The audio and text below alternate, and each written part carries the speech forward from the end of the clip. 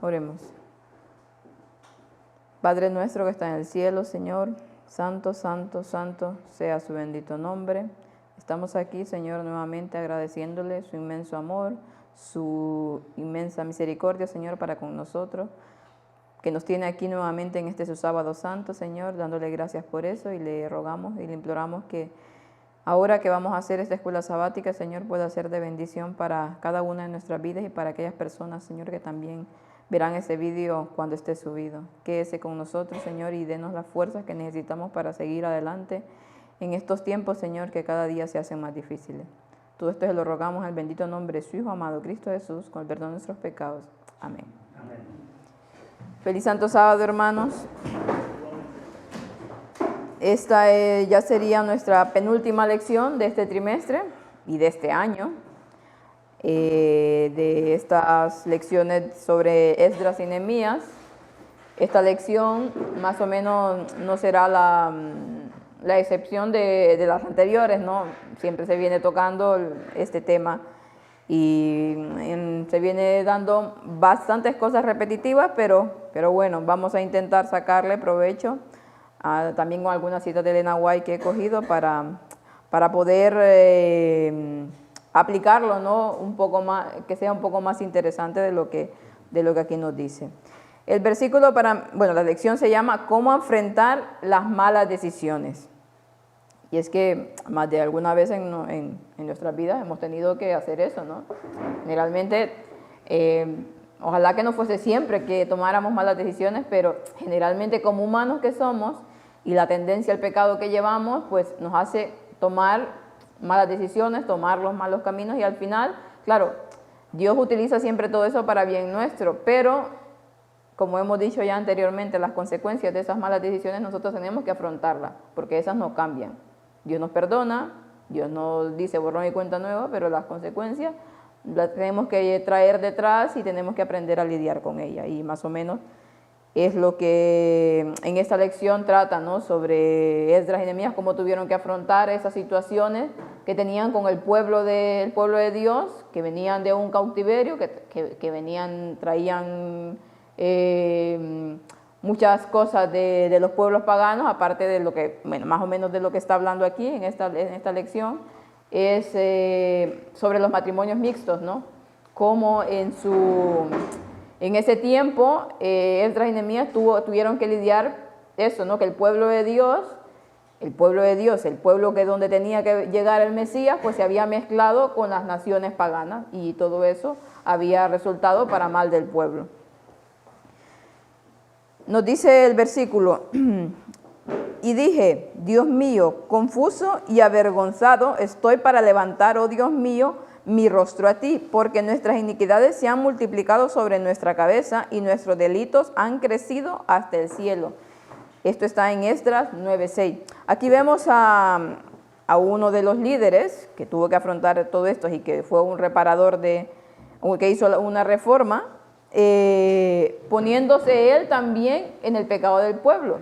Si bien nosotros vemos que era un hombre muy consagrado a Dios, Esdras, no podemos decir que no cometía errores, pero él se ponía también con el pueblo, ¿no? Por eso dice, y dije, Dios mío, confuso y avergonzado estoy para levantar, oh Dios mío, mi rostro a ti, porque nuestras iniquidades se han multiplicado sobre nuestras cabezas. No solamente él venía y decía, este pueblo te ha fallado, sino que él también se ponía en eso porque también lo estaba sintiendo, ¿no? Todo lo que estaba pasando ahí. Nos dice aquí la lección, Esdras y Nehemías llegaron a ser líderes en comunidades donde el matrimonio mixto con no israelitas pasó a ser la norma. Ambos dirigentes estaban muy preocupados por esto, ya que querían conducir a la nación a una estrecha relación con Dios, y porque sabían que también tenían que conservar la pureza de su linaje, porque el Mesías vendría, ¿no? Y estaban en un punto también que necesitaban hacerlo. Eran conscientes de la influencia negativa que los no creyentes o adoradores de ídolos podían tener sobre el pueblo de Israel. Habían visto los terribles efectos a lo largo de la historia, dice.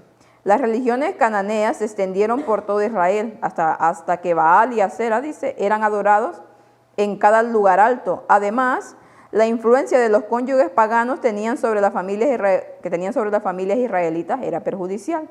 Balaam aconsejó a los moabitas que enviaran a sus mujeres a los israelitas, seguro de que los israelitas se apartarían de Dios al caer por causa de estas mujeres, y así fue. Lamentablemente, dice, estaban en lo cierto. Los cónyuges no solo se influyen entre sí, sino también la fe de sus hijos se ve afectada. Y bueno, aquí nos hace un poco peliculero, ¿no? ¿Qué harán Esdras y Nehemías con esta situación? Me pareció muy de película, bueno, al final lo que pone aquí. Bueno, los que hemos llevado años en la Iglesia hemos visto muchos casos en que las personas se separaban de la fe precisamente por coger a un noviazgo, tanto sea hombre como mujer, que los aparta. O sea, es algo que siempre ha pasado durante toda la historia. Y lo que termina sucediendo después es que, en consecuencia, ya olvidan totalmente la fe. Y es muy difícil que alguno de ellos regrese a creer como debiera. Muy difícil. Es cierto que también hemos notado con todos estos años que normalmente cuando sucede que hay un noviazgo entre uno que cree y otro que no, cuando suele ser, al menos lo que hemos vivido por aquí, cuando suele ser el hombre el que se va tras una mujer que no cree, ya se suele apartar para siempre. Pero cuando suele ser al revés, que es la mujer la que cree y el hombre no, muchas veces es arrastrado a la fe. Pero bueno, supongo que eso viene dado sobre todo por la condición psicológica de cada uno, ¿no? Sea hombre o sea mujer, como especie ya, en sí. Que el hombre se deja arrastrar más por la mujer que no la mujer por el hombre. Y es como siempre la tendencia, la mujer está más por los hijos muchas veces que por el propio marido. Es algo innato. No debería ser así, bueno, depende cómo, ¿no? Pero es una condición psicológica de la mente. Entonces, es muy claro cuando las órdenes eran dadas para que no fueran tras las mujeres que no estaban en la fe, en este caso las moabitas. Y fijémonos que cada vez durante el Antiguo Testamento esa historia se repite continuamente y el pueblo se perdería. Porque no solo se iba a perder esa persona, si eso se iba dejando transigir, ya todo el pueblo hacía lo mismo. Y en consecuencia se acabó el pueblo de Dios, se acabó el linaje para que naciera el Mesías y se acabó la salvación para todos. Sí, y esto es lo que a la gente le cuesta tanto entender, ¿no? Sí. Ve, uy, qué bestias eran y tal. Bueno, había métodos muy drásticos, pero de ahí a no ver lo que va más allá de esto es muy lamentable. Es que cuando nos ponemos a ver, bueno, ya veremos aquí la reacción de Nehemías, ¿no? con esta situación, su reacción, porque, bueno, lo que estaba comentando Víctor, ¿no? Él sabía lo que significaba todo esto. Él sabía, por profecías, que vendría ese Mesías, y que ese Mesías tendría que nacer de un linaje puro, o sea, se debería de conservar lo más puro posible, tanto como físicamente como mentalmente. Y tenían que ser personas con un conocimiento de Dios total para que el Mesías pudiese nacer. Y claro, toda esta situación a ellos los abrumaba mucho, ya veremos algunas citas de Elena White al respecto. Y sobre lo que comentaba, los matrimonios mixtos, ¿no? Se va a hablar un poco de esto aquí, porque más que todo la lección trata sobre este tema, pero recordar a las personas que ya estuvimos haciendo temas sobre esto, sobre el matrimonio en el tiempo del fin. Son 8 temas y recomiendo que tocaremos alguna cosa, pero como ya hemos visto bastante cosas y sobre todo con los matrimonios mixtos que vean las conferencias porque damos muchas citas de Elena White y mucha información acerca de lo que era el matrimonio y cómo deberían de ser los matrimonios de hoy en día. Tenemos la parte del domingo que nos habla acerca de la reacción de Nehemías. Esto lo encontramos en Nehemías 13, capítulo 13, versículos del 23 al 25. Nos dice: vi asimismo en aquellos días a judíos que habían tomado mujeres de Asdod, amonitas y moabitas, y la mitad de sus hijos hablaban la lengua de Asdod, dice, porque no sabían hablar judaico, sino que hablaban conforme a la lengua de cada pueblo. y reñí con ellos, dice, y los maldije, y herí a algunos de ellos, y les arranqué los cabellos y les hice jurar diciendo, no daréis vuestras hijas a sus hijos, y no tomaréis de sus hijas para vuestros hijos, ni para vosotros mismos. Aquí vemos una reacción muy dura de parte de Nehemías, ¿no? Dice bueno, primero los maldijo. Vamos a aclarar, bueno, estuve buscando un poco, más acá también lo dice, pero nos dice que también hirió a alguno de ellos y que les arrancó los cabellos, dice, y les hizo jurar diciendo que no más esta situación, pues, que no más iban a dar sus hijos a los hijos de los paganos. Tenía que haber una limpieza total en este sentido. Dice, como los hijos no hablaban arameo, el idioma utilizado en el exilio, ni hebreo, no podían entender las enseñanzas de la Escritura. Este era un verdadero problema, dice, porque el conocimiento de la revelación de Dios podía distorsionarse o incluso desaparecer. Y voy a tomar esto un poco porque, ¿qué está pasando? ¿Qué pasa ahora con la palabra de Dios? Al no tener un amplio conocimiento del idioma hebreo, se ha puesto a una confusión, a que muchos textos sean malinterpretados. ¿Y qué pasa? Entonces, al ser malinterpretados, se pierde totalmente el sentido de lo que la palabra de Dios quiere decir. ¿Quieres comentar? Sí. Y entonces hay textos que tienen un significado más amplio o que tienen totalmente otro significado, más sin embargo, hoy en día, en la mayoría de las religiones, se van por otro lado, ¿no? Y ese es un problema, y es lo que estaba pasando con ellos ahí. Bueno, es que recordemos que entonces las escrituras lo que tenían era lo de Moisés. Sí. Poca cosa más podía haber. Entonces, claro, ¿en qué idioma estaba escrito? En el de ellos. No existían traducciones aún a ningún otro idioma. Por tanto, si no conocían ese idioma, no conocían la palabra de Dios. Lógicamente eso se tenía que cortar, si no se acababa la palabra de Dios para el pueblo y para el mundo entero. Y una vez más, ya sabemos luego, no nace Jesús.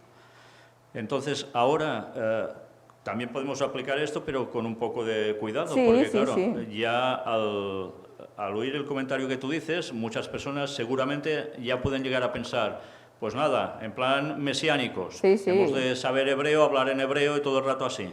Y bueno, ojalá todos supiéramos más de lo que sabemos, ¿no? Pero no caigamos en el extremo de judaizar, porque también ahora parece ser que si no conoces el hebreo a la perfección ya te vas a perder. Y si no dices los nombres tal como son en hebreo, pues estás perdido por siempre. Bueno, esto es una auténtica estupidez y hay que ir con cuidado con eso. Exactamente, sí, lo que yo quise decir es que ahora, por ejemplo, cuando nosotros tratamos de estudiar la Biblia, tratamos un poco de conocer las raíces de ciertas palabras, ¿no? Para conocerlas. Ese es el problema que está, por ejemplo, con lo que estamos hablando del día y la hora, o de otros temas que estamos presentando acerca de esto, ¿no? ¿Qué pasa? Al no conocer un poco, que no digo que vayamos a ser expertos en cuestiones del idioma hebreo, porque no podremos. Tampoco somos de ellos, ni hemos crecido con esa cultura, ni con ese idioma. Hay cosas que sí, que podemos saberlas, pero hay otras cosas que no, o a estas alturas de la vida no las podremos aprender.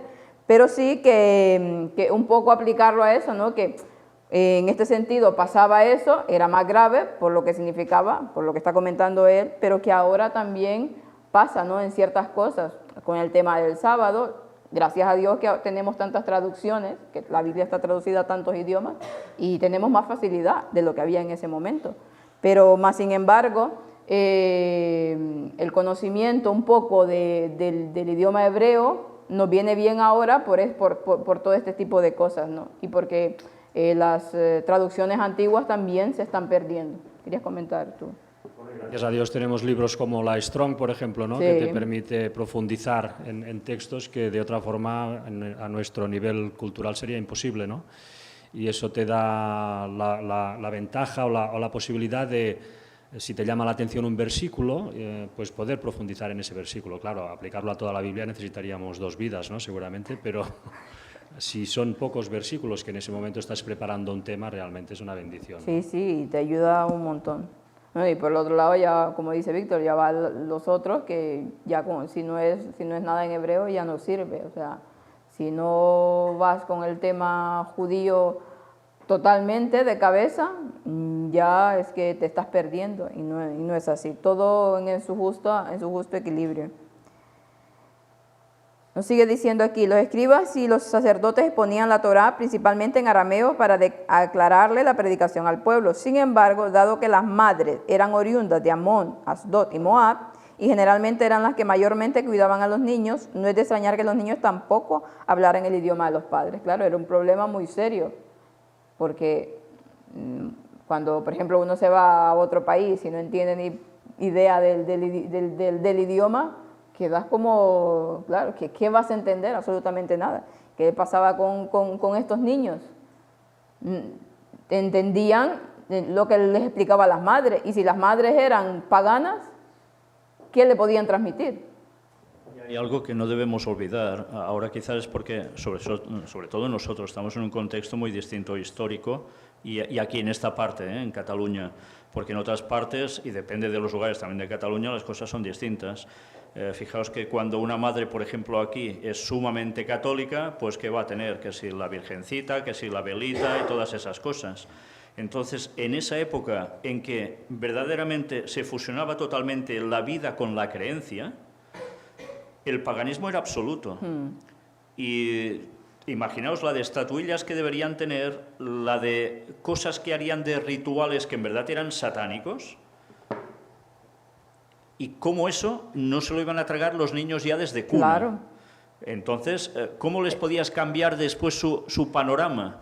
Muy difícil. Estos niños prácticamente ya estarían perdidos. Sí, era un problema muy serio. Pocas veces alguno podría llegar a reaccionar, ¿no? Y es por eso la reacción después que veremos, ¿no?, de Esdras, de despedir a toda esta gente, a las esposas, incluso con los hijos, por lo que estaba explicando ella. A ver, cuando nosotros, bueno, lo explicaré, para que vayamos más rápido, lo explicaré después, porque si no, nos perdemos el hilo. Dice, los eruditos bíblicos señalan que las medidas de Nehemías probablemente eran una vergüenza pública para el pueblo como parte de los castigos prescritos en ese entonces. Cuando se dice que Nehemías los reprendió y los maldijo, no deberíamos pensar que Nehemías utilizó el lenguaje grosero ni improperio, sino que pronunció sobre ellos las maldiciones del pacto. En este caso sí, cuando dijo los maldije, fueron las maldiciones acordémonos que en Deuteronomio estaban las bendiciones y las maldiciones. Las maldiciones, si el pueblo de Dios no hacía lo que tenía que hacer, pues habían diferentes tipos de maldiciones que Dios les había dicho que les iba a pasar. Y también las bendiciones si hacían caso, ¿no? Y estos eran lo que Nehemías les estaba repitiendo al pueblo. Dice Deuteronomio 28, bueno, lo que estaba diciendo antes, ¿no? Es muy probable que Nehemías haya elegido las palabras de la Biblia para llevarlos a comprender su mal proceder y las consecuencias de sus malas acciones. Además, dice, cuando Nehemías dice, herí a algunos de ellos y les arranqué los cabellos, en lugar de imaginarnos, dice, es lo que nos dice aquí, a un Nehemías enojado y reaccionando con furia, debemos notar una golpiza era una forma prescrita de castigo público. Este tipo de comportamiento se aplicó sobre algunos de ellos, es decir, los líderes que causaron o promovieron esta conducta errada. Estos actos debían servir como método de humillación pública. Nehemías quería asegurarse de que el pueblo entendiera la gravedad de sus decisiones y los resultados que generarían. Yo pregunto, porque ayer le pregunté a Víctor, ¿está bien esta declaración que hace la escuela sabática? Con respecto a decir que no deberíamos de entender a un Nehemías enojado y enfurecido a manera de actuar como actuó.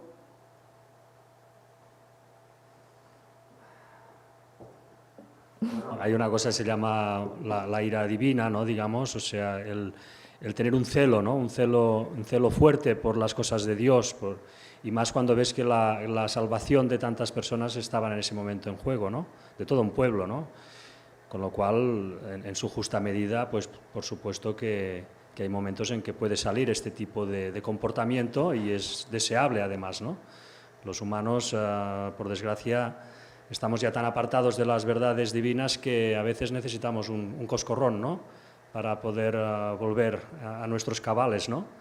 No siempre, pero hay veces que sí, que necesitas que alguien te llame la atención, ¿no? Y te amoneste de forma vigorosa, ¿no? Para que tú puedas, ostras, decir, caray, pues tendrá razón, ¿no? Yo digo esto porque había, bueno, leí también el comentario bíblico acerca de esto. No explican tanta cosa y dicen que, por ejemplo, lo de arrancar los pelos, ¿no? Cuando al arrancarse los pelos de la barba, por ejemplo, ese era un acto de humillación en este tiempo. Y también Esdras hizo lo mismo con él mismo. Cuando vio la situación que estaba pasando, dice él que él mismo se arrancó los pelos del sufrimiento que estaba viendo, de la apostasía que había en medio del pueblo. Yo sé. Entonces, si ponemos en contexto la situación que estaba pasando, los tiempos que estaban corriendo, porque aparte que estaban reedificando Jerusalén, ¿no? Estaban reedificando toda la situación que estaban haciendo una reforma, venían de un exilio, venían con aquellas costumbres paganas, o sea, y sabían que el Mesías vendría, que faltaban años para pero que venía, ¿no? Estaban en una transición, en una etapa en la que necesitaban poner todo para que se pudiese conservar ese pueblo, porque estaban viendo el desastre que estaba ocurriendo. Sí, ahora ya me acuerdo. Bueno, es que una vez más volvemos a lo típico de hoy en día, que es el buenismo. Y ese buenismo ha entrado también dentro de la Iglesia. Bueno, por eso a eso voy. Si las cosas no se cortan de raíz, pues ¿qué pasa? Que el mal vence al bien. Y se acaba todo se va al traste. Y ahora, por desgracia, tantas veces en las iglesias se permiten tantísimas cosas que no se debieran permitir, que lo que hacen es que todos se vayan contaminando de lo mismo y allí la espiritualidad sea nada, una apariencia y punto. Bueno, pues imaginaos en esa época y ese tipo de reacciones que tenían, hemos de saber también cómo era su cultura, sí, y que son muy viscerales, aún ahora son muchos de ellos así, ¿no? Bueno, pues lo llevan dentro, es su forma de actuar, de ser, pero que con eso manifestaban una ira, desde luego que la manifestaban. Recordemos que también había algo que para ellos era tan malo como quedarse sin barba, y era cuando les cortaban los vestidos a la altura prácticamente de las nalgas. Sí. Era una vergüenza absoluta. Ahora igual te hacen eso y te quedas igual, ¿no? Como ya todo el mundo va como va. Pero claro, todo en su época hemos de comprender los contextos históricos y culturales del momento. Exactamente. Pero desde luego que esas reacciones eran de indignación y, como decía Luis, de ira divina y bien aplicada, porque si no se hacía así, se acabó. No era solo la salvación del pueblo, era la salvación de toda la humanidad durante toda la historia. O sea, imaginaos si no se actuaba con contundencia. Así es, o sea, y luego aquí nos dice, ¿cómo debemos reaccionar cuando vemos algo en la iglesia que consideramos un mal proceder? Nos hace la pregunta así, ¿no? Bueno, pues nada, si esos hombres llevan barba hay que arrancársela. Imaginaos, es que fijaos la importancia de poner las cosas en el contexto cultural, Exacto. Porque si no podemos hacer disparates. Lo que sí es cierto es que hay que hacer advertir, decir las cosas bien, no cortando cabezas de buenas a primeras, ni mucho menos. Y a partir de aquí, que la gente utilice la lógica, que razone si verdaderamente quieren la creencia o quieren una apariencia de creencia. Y luego, pues hay que tomar decisiones, por supuesto que sí. Ah, no, es que no se puede juzgar. Hombre, ¿no hemos de juzgar a los ángeles? Cuidado cuando decimos lo de juzgar, cómo lo aplicamos. Porque evidentemente a la Iglesia hay que cuidarla. El pastoreo está para esto. No solo consiste en estar allí para cobrar diezmos, No. El pastoreo está para esto. Sí, y entender que claro, Elena, bueno, estaba leyendo también un poco este capítulo, lo que habla Elena White acerca del capítulo 13 de Nehemías, y estaba diciendo que sobre todo, bueno, todo el pueblo estaba en apostasía y todo el pueblo estaba teniendo problemas por este mismo, ¿no? De esos matrimonios mixtos y de cómo sus hijos estaban recibiendo esa educación. Pero sobre todo en el sacerdocio estaba pasando, entre los levitas, o sea, entre los encargados ¿de qué? De darle el conocimiento de la palabra de Dios. O sea, era un problema aún más grave, ¿no? Por ese sentido, porque ¿quiénes eran los que debían de transmitir la palabra de Dios? ¿Quiénes eran los encargados de hacer todo el sistema del santuario? Eran los levitas. Y por eso nos dice aquí, voy a leer una cita de Elena White acerca de esto, y dice que sobre todo hemos estado hablando a través de estas elecciones de escuela sabática sobre Sanballat, sobre Tobías y todos estos, ¿no? Que también, bueno, todos estos hicieron este tipo de cosas, enviar a sus hijos a casarse con las hijas de los israelitas para infiltrarse, ¿no? Y para hacer ese trabajo que Satanás quería que hicieran. Dice, Nehemías oró así, dice una cita de Elena White que está en Profetas y Reyes, en la página 497. Nehemías oró así: acuérdate de ellos, oh Dios mío, en orden a sus profanaciones del sacerdocio y del pacto del sacerdocio y de los levitas, dice. Entonces nos comenta ella, dice, solo el día del juicio revelará la angustia que sintió en su alma ese fiel obrero de Dios por tener que actuar con tanta severidad. Había de luchar constantemente contra elementos opositores y solo se lograba progresar con ayuno, humillación y oración. O sea, y no es que Nehemías estaba así muy contento de cómo estaba actuando. Dice que solo el día del juicio revelará la angustia que estaba sintiendo por actuar con tanta severidad ante el pueblo de Dios. Pero que había que luchar, dice, constantemente contra esos elementos opositores, y solo se lograba como con ayuno, humillación y oración. Eran las únicas maneras, no había otras maneras. Como él estaba actuando, era la única manera de hacer reaccionar al pueblo, porque si no se le hacía reaccionar de una manera así tan dura y tan radical, no podían hacerlo, no reaccionarían. Si le ibas así a sobarle la cabeza, mijito, mira, cambien, que esto, no podía. O sea, aparte que no era el momento, ni estaban, y la cultura no era así, pero en ese momento era lo que se necesitaba así. Por eso es que hay un poco el comentario de la escuela sabática cuando dice que no debemos de ver a Nehemías, estaba enfurecido, sí, con la ira divina, sí, pero enfurecido, pero porque tenía motivo de hacerlo.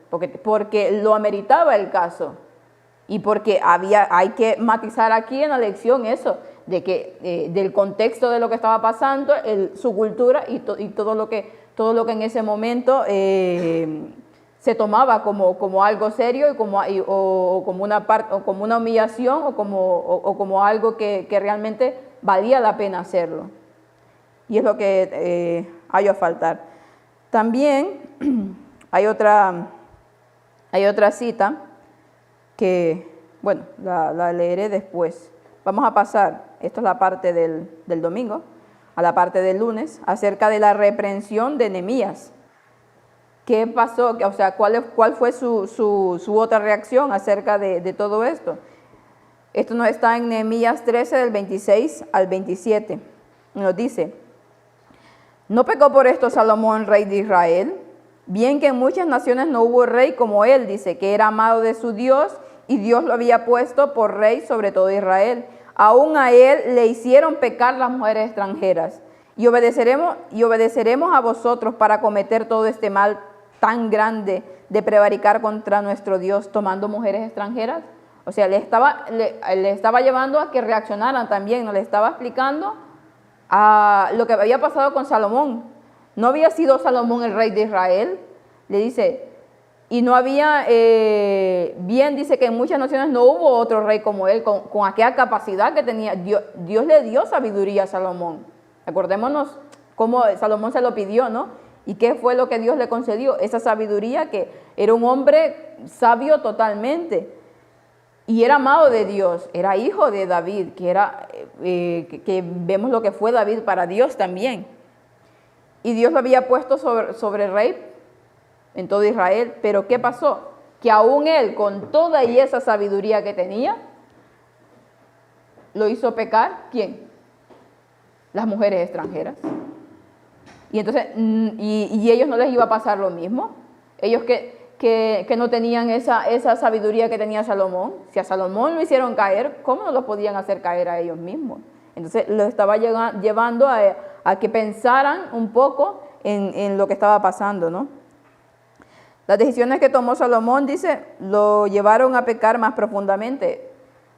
Sería correcto decir que Salomón causó su propia ruina al desobedecer el mandato de Dios para los reyes de Israel. Ni tomará el rey para sí muchas mujeres para que su corazón no se desvíe, dice. La vida de Salomón se usa como ejemplo negativo, no solo que se casó con más de una esposa, evidentemente como señalaba Nehemías. Eligió además a mujeres que no adoraban a Dios. Y esa fue la ruina de Salomón. Y si leemos Patriarcas y Profetas, creo que está Salomón, o Profetas y Reyes, Profetas y Reyes creo que sigue la historia de Salomón, y vemos cómo Elena White habla de que su alianza con las naciones, en cuestiones de cuando estaban edificando el templo, y su alianza con las mujeres paganas en matrimonio, lo hizo llevar a esa gran apostasía que al final acabó como acabó Salomón. Recordemos que él no lo hacía solo por tener mujeres a montones, no, sino que lo hacía para tratados de paz, con lo cual se casaba con gente ya de la nobleza de las otras naciones. Quizá no siempre, porque entre 1000 mujeres muchas noblezas deberían hacer falta, ¿no? Pero desde luego fue su máximo error y desde luego es una enseñanza que está allí, porque Dios nunca, jamás había querido la poligamia. No. Nunca. Y imaginaos además si eso ahora ya conllevaba a un rey. ¿Qué haría todo el pueblo? Pues irse detrás a lo peor. Fijaos la importancia de los líderes, ¿eh? Si los líderes no están y van como deben ir, se acabó, el pueblo se va atrás. Y solo puede quedar algún residuo que está por lo que debe estar de verdad, un remanente, pero el resto, perdido. Y aquí la importancia de todo esto, ¿no? Lo que estamos hablando de estos líderes, por ejemplo, de Esdras y Nehemías. O sea, eran líderes y sabían que tenían que tomar decisiones drásticas. ¿Por qué? Porque estaban siendo eso, el reparador no solamente de Jerusalén, sino que de toda la fe judía en ese momento que estaba totalmente por los suelos. Y sobre todo de lo que decía, del sacerdocio, que estaba también totalmente en apostasía y que de lo que había antes no quedaba absolutamente nada. Eran los que iban a transmitir el conocimiento de Dios. ¿Y qué pasaba si seguían así? Pues que el Mesías no vendría. Y luego aquí nos habla de algunos versículos. Dice, ¿por qué Nehemías tuvo razón al reprender a las naciones por los matrimonios paganos? Bueno, y nos mandan a Génesis, a Deuteronomio, donde habla de eso, ¿no? De que el pueblo no se debe de mezclar con otras, con naciones paganas en cuanto a matrimonio. ¿Por qué? Porque iba a pasar lo que estaba pasando en ese momento. Que bueno, esto lo podemos aplicar a matrimonios, pero se puede aplicar en muchos otros factores de la vida, ¿eh? Sí, también. Dependiendo con quién te asocias, incluso en trabajo, vas listo. Y ya sabemos que eso tampoco. Y en muchos aspectos de nuestra vida. Por eso siempre debemos tener la prioridad muy clara. Lo primero es Dios. Y a partir de aquí viene todo el resto de cosas. En el momento en que esa escala de valores la alteramos y ponemos otra cosa ante Dios, primero ya estamos transgrediendo un mandamiento, aunque a veces ni nos lo estemos imaginando pensando bien, ¿eh? Pero si ponemos la esposa, si ponemos el esposo, si ponemos los hijos, las hijas, los negocios, los hobbies, lo que sea, primero que a Dios, se nos acabó. Por más cristianitos que nos creamos, ¿eh? Y en cuestión de amistades también, o sea, todo al final influye en nuestra vida. O sea, nosotros los seres humanos somos personas sociables, ¿no? Que con el ambiente que estemos es lo que hacemos. O sea, muy pocas personas tienen esa capacidad de estar en un lugar y que no les afecte la presión social y todo lo que lo rodea. Lamentablemente no es así. Y hoy en día más los jóvenes, ¿no? O sea, sí que los adultos, bueno, todos estamos en eso, ¿no? Pero la juventud que tiende a ser más inmadura, bueno, hoy en día los adultos también son inmaduros, pero ese es el problema que hay, que todo lo que les rodea es malo. Y depende con quién se junten, acaban igual. Y como afecta mucho el qué dirán, sobre todo a los jóvenes les afecta mucho el qué dirán, el no desentonar dentro de una sociedad que es la nuestra, que está como está, pues ¿qué hacen? Sucumbir ante la presión y ante, bueno, eso lo hace el amigo, pues yo también lo haré, ¿no? Es un problema muy, muy serio actualmente que estamos pasando. Luego, somos como esponjas, ¿no? El ser humano, hemos sido creados de alguna forma para ser lo que contemplamos, ¿no? Un poco, para que a través de la contemplación, pues, vamos siendo transformados. Y, lamentablemente, pues, el enemigo ha puesto, pues, sabiéndolo, todos sus atractivos alrededor nuestro, ¿no? Y hace que, y especialmente, pues, como tú dices, la gente joven, ¿no? Pues se sienta totalmente influenciada por el entorno, ¿no? Yo lo veo, pues, con la gente que tengo próxima de niños pequeños, ¿no? Que los ves realmente, a veces lo piensas, ¿no? ¿Y cómo llegas a estos niños, ¿no? ¿Cómo podrías llegar a ellos, ¿no? ¿Cómo lo haces? Los padres no están absolutamente en ningún tipo de sintonía con las cosas de la Biblia, pero dices, bueno, ellos no son los padres, ellos son seres independientes, ¿no? ¿Cómo lo haces para llegar a ellos? Y es realmente difícil, ¿no? Muy porque difícil. Están totalmente, la palabra no es muy bonita, pero están hipnotizados totalmente por el entorno, como tú decías, los videojuegos, en fin, las cosas más superficiales de la vida parece que es lo que los deja atrapados totalmente. Y no oyes ahí ni una palabra de profundidad, ya no te digo de la Biblia, sino no se trabaja al niño, no se lo trabaja, no se le da algo que lo pueda hacer pensar, levantar la vista, ¿no? Es que ese es el problema también hoy en día, o sea, ya no, bueno, quitemos un poco lo que dices tú en la juventud y en los niños, ¿no? Quitemos un poco eso de que, bueno, que no hablen de la Biblia porque muchos no tienen ni idea y el conocimiento que han traído es que no existe, ¿no? O que no sirve para nada. Pero hoy en día, escuchar a un joven o a un niño tener un razonamiento un poco maduro, lógico en cuanto a la vida, es que cuando encuentras uno con una pinza, es que dice, este niño no es normal dentro de la normalidad que hay hoy en el día en la sociedad. De ahí que ahora el Papa, mira por dónde, saca el Pacto sobre la Educación Mundial, donde se van a instar esos valores que nosotros estamos diciendo que no se están impartiendo. Y como la gente ve que la sociedad se va a la porra, está aceptando masivamente ese pacto mundial que se va a firmar ya este año próximo. Recordemos, no solo es de ámbito católico, sino que se empezarán a adherir gente de cualquier credo y no credo que tenga escuelas. Todos se van a ir adhiriendo a eso, con lo cual, ¿qué conceptos les van a quedar? Pues aún peor. Aún peor. Aparentemente buenos, pero ya con una finalidad que ya sabemos cuál es. Y fijaos, decimos, qué difícil es encontrar una criatura, un niño que esté centradito, ¿sí? Pues mira, ahora resulta que el reflejo para eso es una Greta Thunberg, o el niño chileno, o el niño colombiano, o el niño argentino, los que están yendo incluso hasta la ONU o a sus parlamentos de sus países, hablando sobre el cambio climático. Y niños que son unos lumbreras, porque se explican que da gusto. Pero eso sí, los pobrecitos totalmente manipulados, creyéndose que están ayudando a salvar el mundo. Y no se dan cuenta de cómo los están instrumentando. Y estos son los referentes ahora para los niños, que ya los profesores se encargan de que sean sus referentes, y luego tú diles a estos niños, jóvenes, maestros y demás, que esto también es una artimaña de Satanás. Y demuéstraselo. ¿Querrán saber la verdad o ya estarán tan impregnados de ese engaño que les han inculcado que ya no van a reaccionar? Pero acordémonos, Satanás sabe que los jóvenes, los niños, darán el mensaje con más fuerza en el último tiempo. ¿Por quién va a ir? A por ellos. Pero lógicamente, ¿qué niños son los que pueden reaccionar así o qué jóvenes? Evidentemente el peso de los padres es fundamental. Si los padres han estado en la verdad, los podrán haber instruido para que sean esos portaestandartes. Pocos habrá que por su cuenta hayan empezado a buscar cosas por internet, hayan encontrado la verdad y la hayan seguido.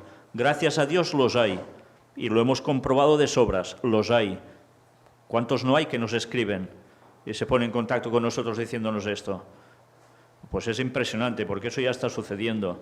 Pero desde luego el diablo va a hacer todo lo posible para girar esta cuestión a su terreno, para que esos sean los que van a ponernos también el tope de trabas a nosotros. Y a eso voy, que cuando aparece uno que es, bueno, que parece que tiene conciencia, ¿no? Que no solo se preocupa de lo que se preocupan los jóvenes hoy en día, de que el móvil, de que la moda, de que divertirse, de que ir allá, de que ir por allá, bueno, todas las tonterías que hay hoy en día y de lo que hablan, porque escuchas a un grupo de jóvenes entre 13, 14, 15, bueno, hasta los 18 hablar, ya sean hombres o sean mujeres, y es que te quedas, digo, ¿en qué mundo viven? ¿O qué es lo que tienen en el cerebro? Porque el cerebro pareciera que no, porque es que hablan de unas cosas tan banales, pero tan banales, que te quedas sorprendido y dices, ¿cómo afrontarán esta gente la crisis que se viene en este mundo? Bueno, claro, ahí está de que van a caer de cuatro patas cuando venga el engaño, porque solamente se preocupan por ellos mismos, porque lamentablemente se ha creado una sociedad egoísta. Y cuando aparecen, lo que decía Víctor, ¿no? Cuando aparecen este tipo de jóvenes lumbreras o jóvenes preocupados por algo que no sea ellos mismos, sino que preocupados por los demás, porque es lo que están vendiendo, ¿no? Actualmente con estos jóvenes. ¿Qué pasa? El diablo ya los tiene cogidos, ¿para qué? Para dar su mensaje y para aplicar el gran engaño, lo que él quiere. O sea, y mientras tanto, ¿qué pasa con el pueblo de Dios? Los adventistas, que es el pueblo que se debería estar preparando a sus jóvenes para hacer una diferencia en este mundo. ¿Y qué pasa hoy en día con los jóvenes adventistas? Totalmente en lo mismo que los otros del mundo, solo que con un poco de cristianismo. Y ya está. Y con sus tonterías de entretenimiento dentro de la iglesia, lo que los ponen a hacer para mantenerlos ocupados, lo que el diablo ha querido, porque se ha introducido todas esas cosas, mientras que el mensaje de la verdad brilla por su ausencia en la mayoría de los jóvenes de la iglesia adventista. ¿En qué ámbito los están moviendo? En el tema de la ecología. En el tema, exacto. Así hacen todo por los demás y por salvar el mundo. ¿Y por qué no predican el mensaje del cuarto ángel? Porque hagan lo que hagan, el mundo se va a la porra. ¿Aún no se han enterado? ¿Y que esto se acaba muy pronto? Pues no se han enterado ni se quieren enterar, tristemente. Tristemente, sí. Y en lo que se le debería estar instruyendo, que es en advertir al mundo que todo esto que está pasando, con el cambio climático, digamos, y con todo el movimiento que hay detrás de eso, es un engaño, ¿no? Ellos apoyando al cambio climático, yendo a reforestar montañas, yendo a marchas por la ecología y tantas otras cosas más que está haciendo hoy el pueblo de Dios. Como si no hay gente en el mundo que pueda hacer esto y nosotros no podamos dedicarnos a lo que es dar el mensaje final, que los otros no lo van a dar. Pero bueno, ya visteis ayer, bueno, no sé si pudisteis ver la conferencia que presentamos de Preparando el Gobierno Mundial, la parte número 12, en el cual ya vemos como la ONU y el Vaticano de la mano dando exactamente el mismo discurso y juntos en el Vaticano. Y hoy mismo me envía un hermano que está en Italia información de cómo la Iglesia Adventista va con los sacerdotes y demás, católicos, y el tema, ¿cuál es? Pues más de lo mismo. ¿Nos damos cuenta dónde nos están llevando todos? Pues una vez más, o somos conscientes de que aquí solo se va a salvar el que verdaderamente esté por lo que debe estar, o como nos dejemos influir por las otras cuestiones, vamos listos. Sí, lamentablemente el pueblo que debería estar preparándose, que la cantidad de jóvenes que hay, porque hay bastantes jóvenes adventistas, sí que los hay, y tanto que los hay, pero ¿cuántos de estos realmente se están preparando para lo que viene? Lamentablemente, muy pocos, escasos. ¿Que los hay? Sí, claro que los hay, y no digo que no, pero ¿realmente son los que deberían de estar?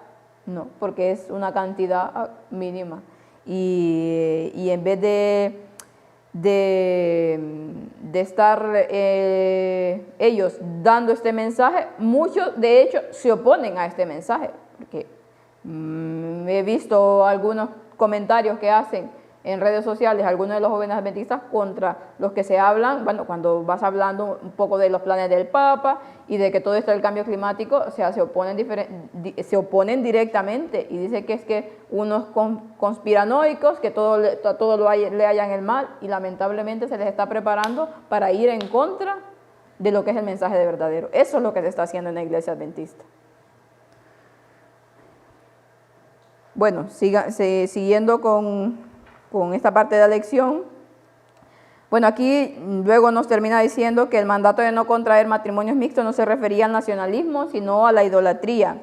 En el relato bíblico, bueno, dice que nos encontramos con gente que se casó con no israelitas. Moisés se casó con Séfora, una madianita, y Boaz se casó con Ruth, una moabita. El problema con el matrimonio mixto en estos mandatos se refiere a casarse con alguien que tenga una fe diferente o que no tenga ninguna fe. O sea, en este sentido, lo que se estaba hablando era de eso, ¿no? ¿Quiere comentar? Ah, mira, hay una joven que quiere comentar.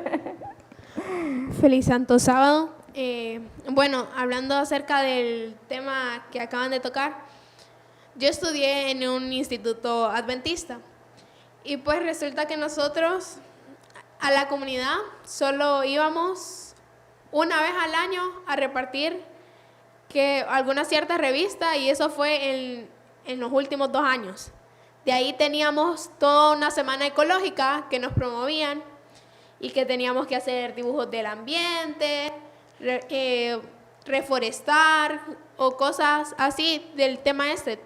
Todos los días eran actividades acerca de la semana ecológica y de cuidar todo eso.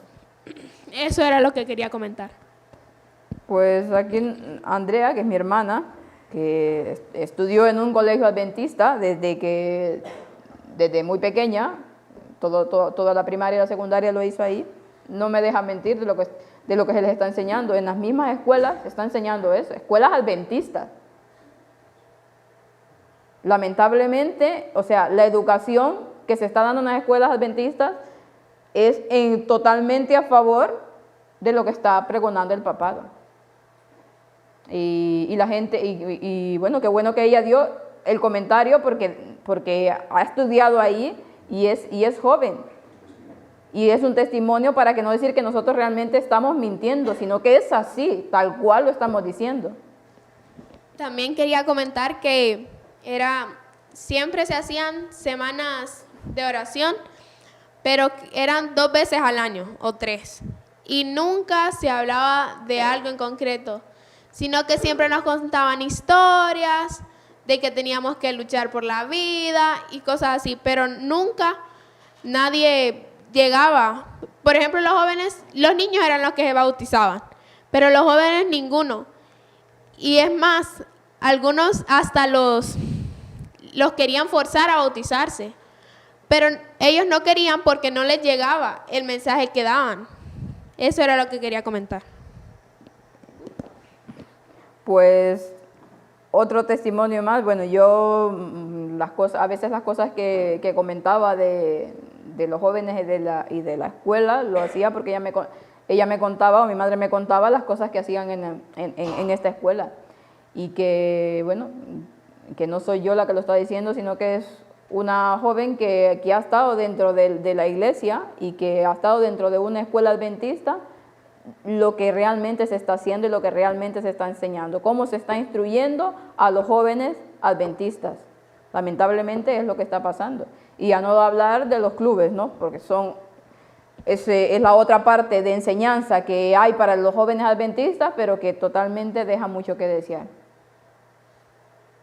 ¿Es malo que les enseñen tema ecológico? No, no es malo. Pero a ver, tampoco les van a enseñar a hacer de pirómanos por no enseñarles esto, ¿eh? Una vez más, si eres cristiano ya sabes que vas a cuidar de las cosas de la creación. Es que es obvio, no vas a ir destruyéndola, no vas a ir cargándote animales porque sí, ni esas cosas. Bueno, pues Entonces, ¿por qué hay que enseñar tanto esto y no centrarse en lo que hay que centrarse, que es dar el mensaje de salvación? Pues una vez más, la infiltración ha cumplido sus propósitos. Ha hecho que desde las instituciones donde se debería enseñar, en vez de dar el mensaje, se esté dando lo que el papado quiere que se dé y la ONU. Con lo cual ya han caído en el ecumenismo de 4 patas y cuando apliquen el Laudato Si, como ayer vimos que es lo que van a aplicar, dicho por el propio Antonio Guterres, el presidente de la ONU, pues ya están listos. Ya no verán nada malo, si ya con todo lo demás están en pleno concierto. ¿Cómo van a negarse a la ley dominical si lo verán como bueno y saludable para el mundo? En fin, qué triste. Pues por eso hemos de redoblar esfuerzos y decir las cosas y cuanto menos quieran, más las deberemos decir. Y al menos que Dios pueda acoger a los suyos. Y como Nehemías y Esdras, pues hemos de cantar la caña sí o sí, guste o no guste. Y ya está. Así es, totalmente. Y incentivar un poco a los jóvenes que nos escuchan y que sé que siguen las conferencias, a que traten de ser un poco la diferencia, ¿no? De que el mundo va como va, los jóvenes adventistas van como van, pues un poco marcar la diferencia y sea lo que sea, dar el mensaje.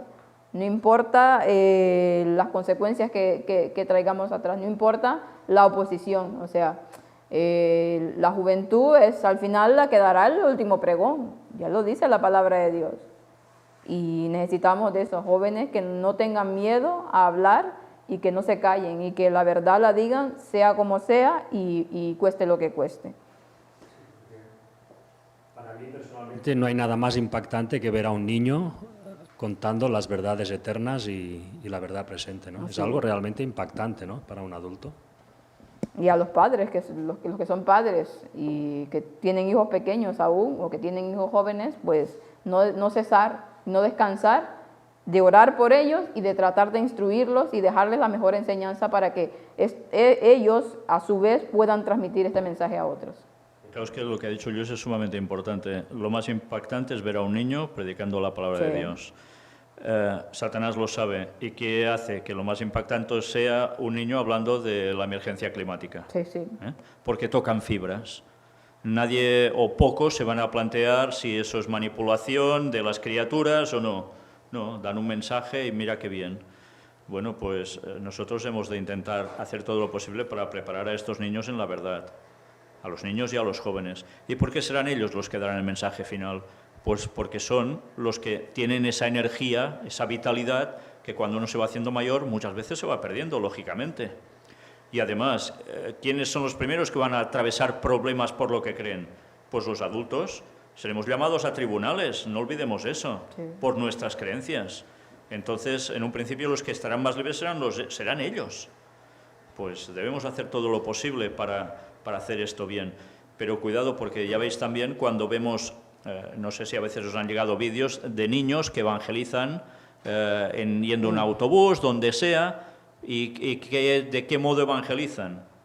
Bueno, pues lo típico, que, tal como les instruyen, que además es en plan comecocos, ¿eh?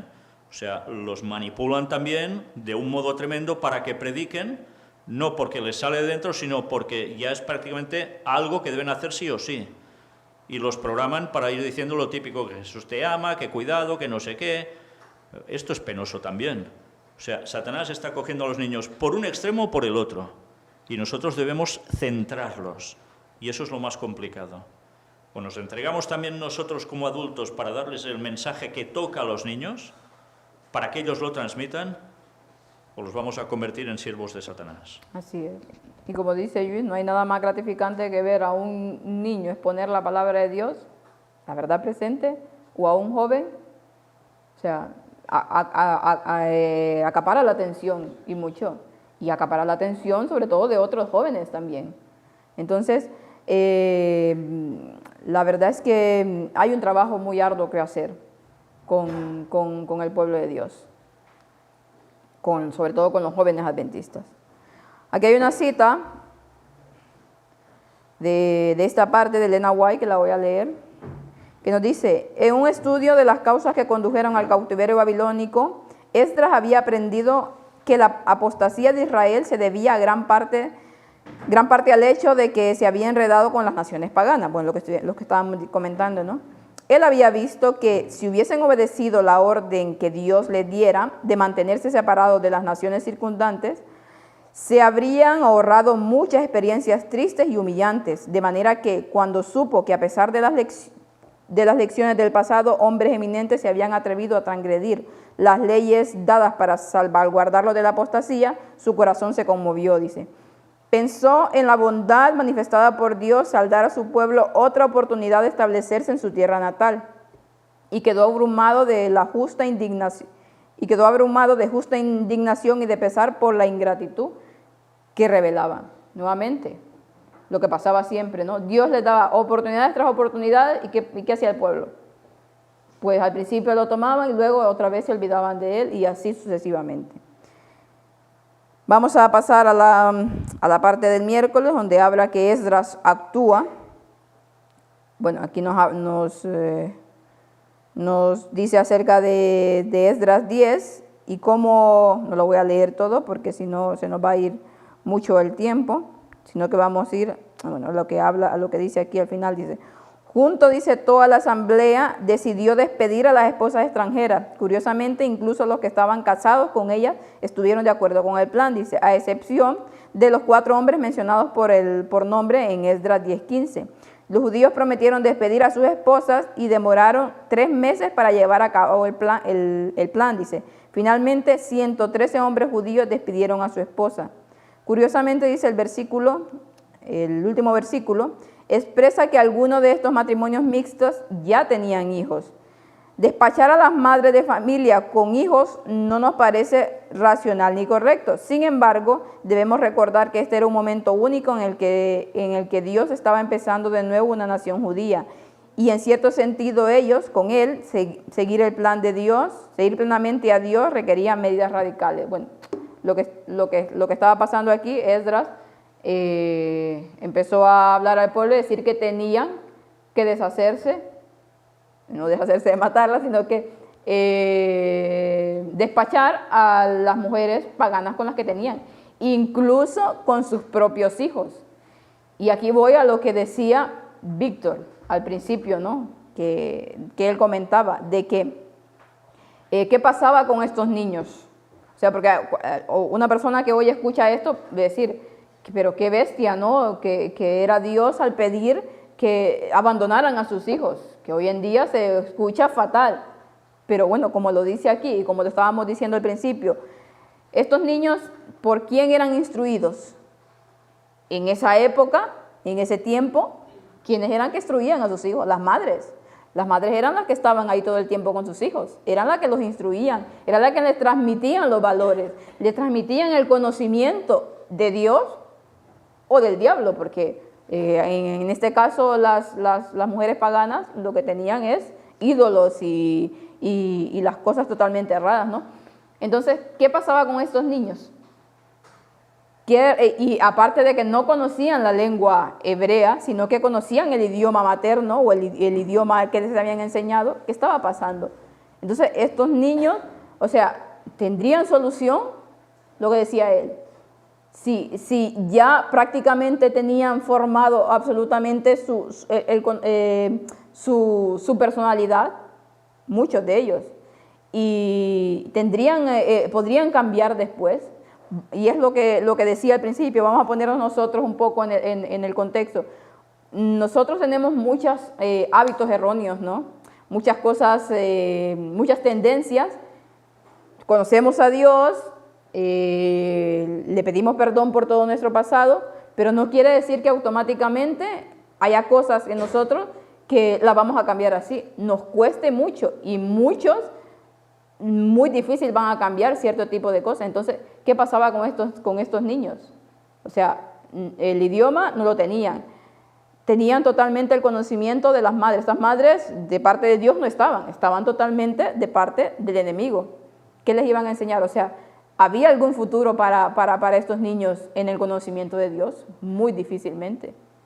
Y entonces, ¿y por qué lo hacía? Bueno, lo que ya decíamos, ¿no? Se estaba armando una nueva nación, una nueva nación de donde vendría ese Mesías. Dios tenía que conservar lo más puro posible, sobre todo en la parte, volvemos a lo mismo, del sacerdocio, ¿no?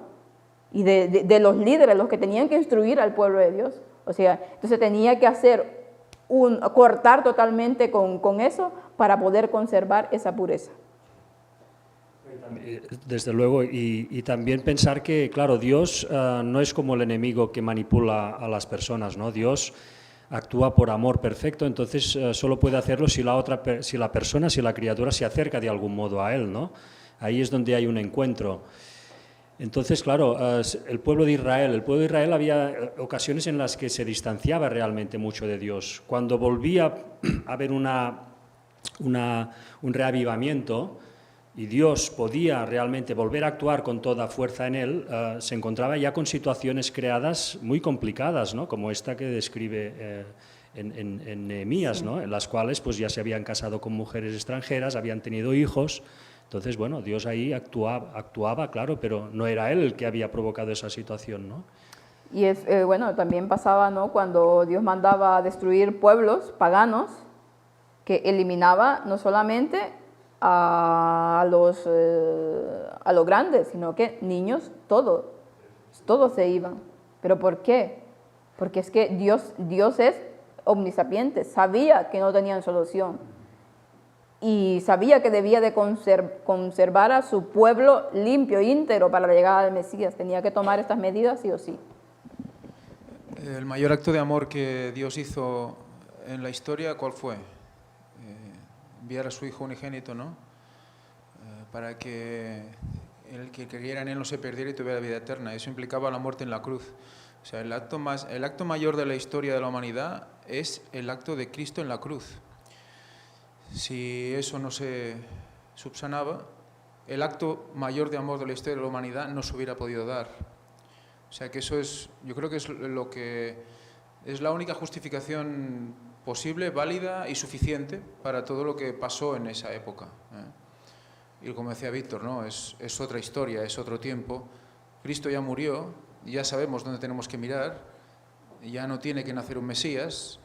Ya tenemos que estar espabilando para que nosotros mismos podamos presentarnos ante Dios pues con todas las garantías, ¿no? Así es. No, ahora esto ya está fuera totalmente de contexto, ¿no? Lo que pasaba en ese tiempo. Fue en un momento que se necesitaba hacer y que requería el mayor esfuerzo y todas las medidas posibles para hacer lo que iba a ser Cristo, ¿no? Aunque creo que a nivel espiritual, a nivel de grupo, de iglesia, sí que hace falta algo así. Sí. Una cosa es a nivel espiritual, otra cosa es que lo mates, ¿no? Pero sí que a nivel espiritual toca cortar por lo sano también. Sí, ¿no? Igual claro. que nos toca a los padres con los hijos, ¿no? Cuando toca, ¿no? Decir, mira, hasta aquí, ¿no? Pues lo mismo, si no, esa unidad no se puede mantener. Es imposible. Sí, Por eso bueno. la palabra truaj, la palabra de la voz de la trompeta, esa voz es una voz que divide. Por lo tanto, es un sonido que hace que la gente vaya hacia un lado o hacia el otro, ¿no? Bueno, el papel del líder, ¿no? Separar.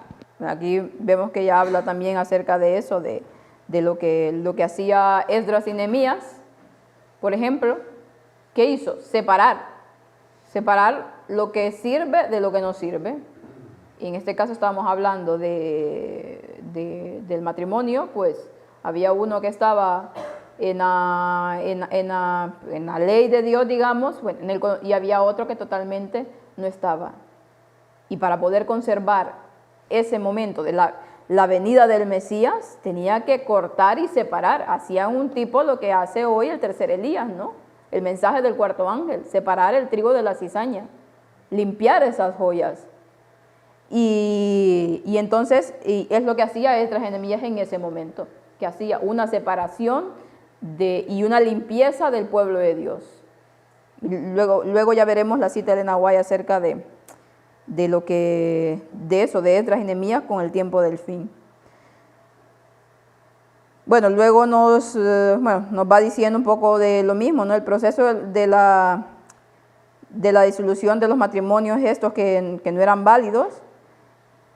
Dice, sin embargo, con el tiempo algunos judíos comenzaron a casarse con los incrédulos una vez más y quizás algunos incluso volvieron con las esposas que habían despachado. Y esto lo dice Elena White, cuando estaba leyendo un poco acerca de Profetas y Reyes sobre este asunto, dice que muchos despidieron a sus esposas en ese momento, ¿no? Porque Esdras y Nehemías habían hecho, lo habían dicho y habían hecho esto, pero que con el tiempo muchos que seguramente en ese momento quedaron un poco duditativos de que habré hecho bien o que su corazón estaba más con la mujer y con los hijos que con Dios, pues luego dice que se apartaron. Muchos de ellos volvieron con las mujeres y luego dice entonces empezaron a mezclar el cristianismo con el paganismo y habla de lo que surgió luego de esa parte. No leí todo, pero sí, cuando estaba buscando unas citas, empecé a ver que eso dice ella. Muchos se fueron y eso sirvió para que empezaran a salir corrientes, ¿no? de mezclar cristianismo con paganismo. Incluso los samaritanos, estaba hablando de los samaritanos aquí, en esa parte. Bueno, vamos con la parte del jueves, poco para ir terminando. Dice, por lo que hemos visto, Esdras y Nehemías sobre este tema de los matrimonios mixtos, es evidente que para Dios el matrimonio es algo serio. Ya lo estuvimos viendo, luego vuelvo y remito a las conferencias que hablamos de los matrimonios. Y que nosotros también deberíamos tomarlo así. Debemos evaluar con oración a un posible compañero matrimonial e incluir a Dios en las decisiones, dice. Y debemos decidir ser fieles a los principios de Dios que puedan ahorrarnos mucha tristeza y miseria. Y bueno, y luego ya nos habla de lo que dice Pablo en 1 Corintios 7, del 10 al 15, que dice, para los que están unidos en matrimonio, mando no yo, sino el Señor, bueno, todo lo que habla de que no se separe. Está hablando aquí de los matrimonios que hay actualmente entre un incrédulo y una persona cristiana.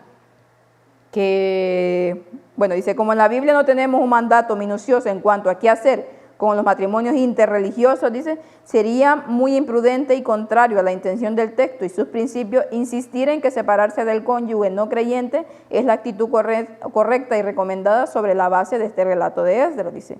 La situación de Esdras y Nehemías fue un acontecimiento único y según la voluntad de Dios, porque el futuro y la duración de toda la comunidad Israel estaba en juego. Estaban perdiendo su identidad como adoradores del Dios viviente, dice.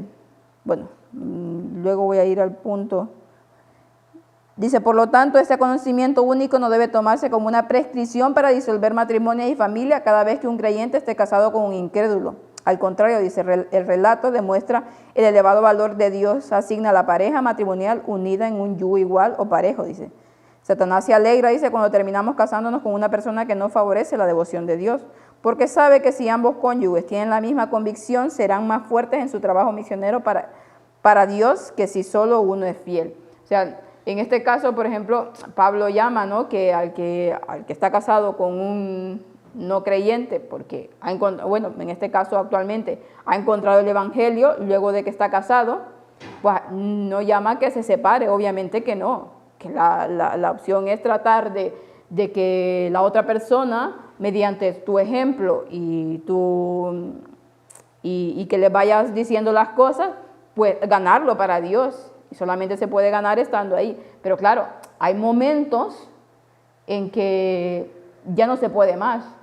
Hay momentos en que hay ya ya no solo se trata de que uno está y el otro, sino que ya hay ¿cómo decir? Sí, una fricción, ya hay tanto violencia verbal como violencia física de parte del no creyente al creyente. Y en ese caso, ¿qué te vas a quedar ahí? ¿A esperar que te maten? No, o sea, hay casos y casos, ¿no? Debemos de ponerle un poco de lógica también al asunto. Dios sí que llama a que si una pareja está unida en matrimonio no se separe, pero también hay que entender los contextos o la situación de cada persona. Lo ideal es eso, ¿no?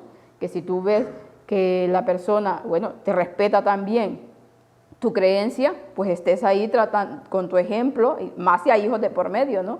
Pero en muchos casos la pareja no cristiana es la que termina dejando a la persona cristiana, ya pasa.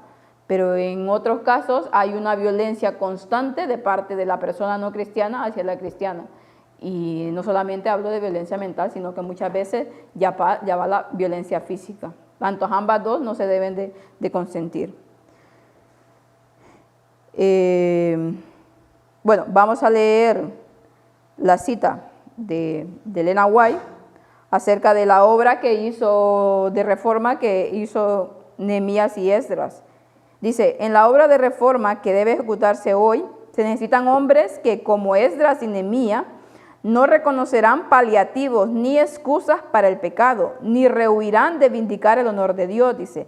Aquellos sobre quienes recae el peso de esta obra no callarán cuando vean que se obra mal, ni cubrirán a éste con un manto de falsa caridad. Recordarán, dice, que Dios no hace acepción de personas y que la severidad hacia unos pocos puede resultar en misericordia para muchos. Recordarán también que el que reprende el mal debe revelar siempre el Espíritu de Cristo. Aquí vemos una combinación, ¿no? De que no es que vas a ir a la persona solamente a estar sobando la cabeza y diciendo Dios te ama, cambia, sino que también cuando tienes que actuar con esa severidad, no es que le vas a ir a dar de cachetada, ni mucho menos, pero sí que hay que tener tanto mano izquierda, como dice, como mano derecha, un equilibrio, ¿no? Tener tacto, pero a la vez la verdad de Dios no se puede andar ni con paliativos ni con excusas, sino que tiene que ser firme. Dice, en su obra, Esdras y Nehemías, me quedó cortada. Bueno, dice, en su obra Esdras y Nehemías se humillaron delante de Dios, confesaron sus pecados y los del pueblo, pidieron perdón como si ellos mismos hubiesen sido culpables, lo que mencionábamos al principio. Con paciencia, dice, trabajaron, oraron y sufrieron. Lo que más dificultó su obra no fue la franca hostilidad de los paganos, sino la oposición secreta de los que se decían sus amigos, quienes al prestar su influencia al servicio del mal, se duplicaban la carga de los siervos de Dios, dice. Estos traidores proveían a los enemigos del Señor material para que guerreasen contra su pueblo. Sus malas pasiones y voluntades rebeldes, dice, estaban siempre en pugna con los claros requerimientos de Dios. Dice que su mayor oposición no fueron los enemigos de afuera, sino los mismos de adentro, los que se decían sus amigos y que secretamente actuaban en favor del enemigo. ¿Para qué? Para que el servicio de Dios y lo que ellos estaban haciendo se viera como detenido. ¿Por qué? ¿Por qué? Porque estaban dirigidos por el enemigo. Pero los mismos que estaban dentro del pueblo de Dios eran los que más hacían dificultosa la tarea de Esdras y Nehemías, lamentablemente. ¿Y qué pasa hoy en día? Es lo mismo. Es lo mismo, y está hablando aquí que en el tiempo actual o en el tiempo del fin, ahora que se está dando esa misma tarea que está haciendo Esdras, que estaba haciendo Esdras y Nehemías, estos líderes, pues está pasando hoy en día. ¿Quiénes son los enemigos más aférrimos de los que están predicando la verdad presente? Pues los mismos que se dicen, hablando de adventistas y muchas veces hablando de los que también están supuestamente en el mensaje de la verdad presente. Lamentablemente las cosas no cambian, siempre es lo mismo. Entonces, hoy en día, pues, ¿qué debemos de hacer? Lo mismo que hicieron estos líderes, ¿no? Afrontar las situaciones, cada una de las situaciones, con oración y con el conocimiento de la verdad presente, ir adelante sin importar lo que puedan decir.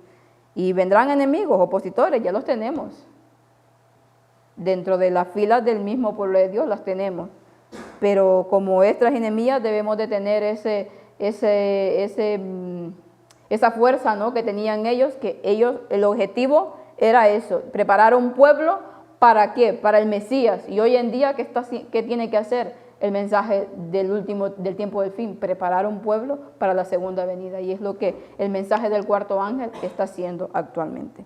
Así que si alguien no tiene nada más que comentar, vamos a terminar con una oración.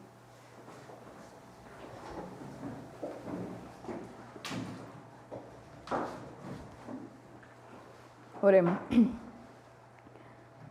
Padre, nuevamente damos gracias, Señor, porque sabemos que su palabra es maravillosa, Señor, y que cuando realmente los corazones están dispuestos a entender y a creer lo que usted dice, puede hacer muchas cosas buenas en nuestras vidas. Le rogamos, Señor, que cada día podamos ponerla a usted en primer lugar ante cualquier situación, Señor, y que nos ayude para poder ser instrumentos para que el pueblo de Dios pueda seguir conociendo, Señor, de su verdad y conociendo que quedan muy pocos años, Señor, para que usted venga y que tenemos que prepararnos, Señor, porque el tiempo cada vez se hace más difícil y necesitamos tanto de su Espíritu Santo. Quédese con nosotros en el resto del servicio de esta mañana, Señor, y ayúdenos para que cada día, Señor, seamos mejores soldados para su reino. Todo esto se lo pedimos en el bendito nombre de su Hijo amado, Cristo Jesús.